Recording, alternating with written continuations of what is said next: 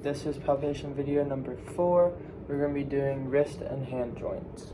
Starting off, we're going to find our radial styloid right here on the radius, our styloid process.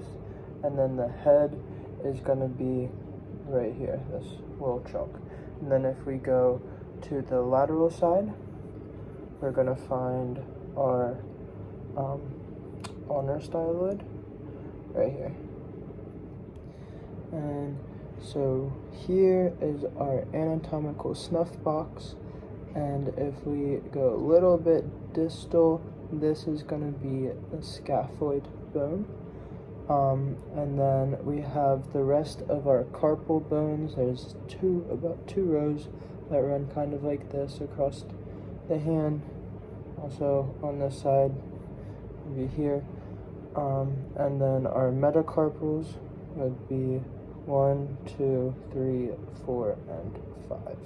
And then for phalanges, we have on the thumb we just have proximal and distal. But for the rest, we have proximal, intermediate, and distal. Proximal, intermediate, distal, same on these two.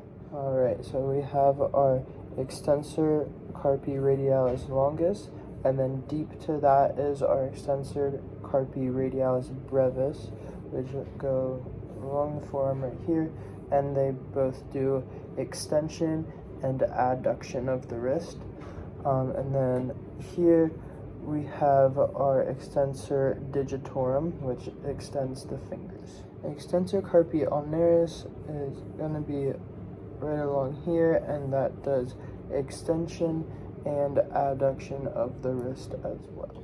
Okay, so here we're going to have our flexor carpi radialis, which does flexion of the wrist, abduction of the wrist, and weak flexion of the elbow.